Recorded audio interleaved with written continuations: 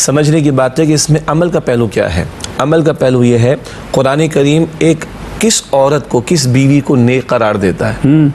قرآن پاک سورہ نساء آیت نمبر 34-35 میں ذکر کرتا ہے سالوں سے، وہاں بیان آتا ہے آیت نمبر 34 میں فالصالحات قانتات، نیک بیویاں فرمانبرداری کرنے والیاں ہوا کرتی ہیں۔ ایک حدیث اس کے ذیل میں سن لیں، حضور نے فرمایا صلی اللہ علیہ وسلم کہ جس بیوی سے اس کا شوہر راضی ہو، جس بیوی سے اس کا شوہر راضی ہو، اللہ تعالیٰ اس عورت کو، اس بیوی کو اختیار دے گا قیامت کے دن کہ جنت کے جس دروازے سے چاہے وہ داخل ہو جائے۔ خوش نصیبی کی انتہا ہے۔ تو اب وہ حدیث کا ایک پہلو یہ ہے، دوسری حدیث کا پہلو کیا ہے؟ بیوی اگر شوہر کی ناشکری کرے تو وہ جہنم میں جا سکتی۔ اس حدیث کا حاصل کیا ہے؟ بیوی شوہر کی فرمانبرداری کرے جنت چلی جائے گی۔ اچھا، حضور نے عورتوں کو اسی حدیث کے تسلسل میں صلی اللہ علیہ وسلم صدقہ کرنے کی ترغیب دلائی۔ حضور کی دوسری حدیث بھی سن لیں، صدقہ اللہ تعالیٰ کے غضب کو کم کر دیتا ہے۔ تو تم اور ہم چاہتے ہیں کہ اللہ کے غضب سے بچے، اللہ کے راہ میں صدقہ کیا کرو۔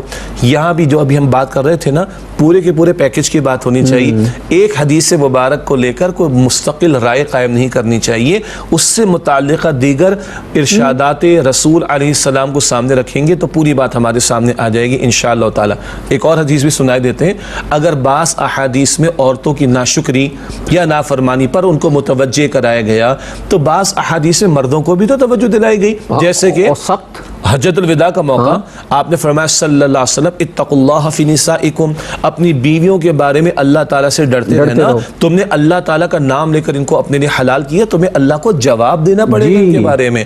تو یہ مردوں کے لیے بھی رہنمائی ہے، عورتوں کے لیے بھی رہنمائی ہے۔ اور ایک آخری مزاجن بات کیا ہونی چاہیے، میں بھی کمزور ہوں، اگر میری کسی کمزوری پر آپ مجھے توجہ دلائیں گے تو لمحے بھر کو میں کمزور آدمی ہوں، بلکہ ٹھیک ٹھاک لمحات کے لیے مجھے بھی غصہ تو آئے گا، یہ آپ نے کیوں پن پوائنٹ کر دیا، مگر میں تحمل سے اگر اس بات کو دیکھوں کہ آپ جو یہ فرما رہے آپ سے اچھے تعلقات ہیں، آپ ہمدردی کے جذبے کے ساتھ آپ ہمدردی کے جذبے کے ساتھ پہنچا رہے ہیں تاکہ میں اپنے اس برے طرز عمل کو درست کر لوں، تو مسلمان کا کیا ہوتا ہے؟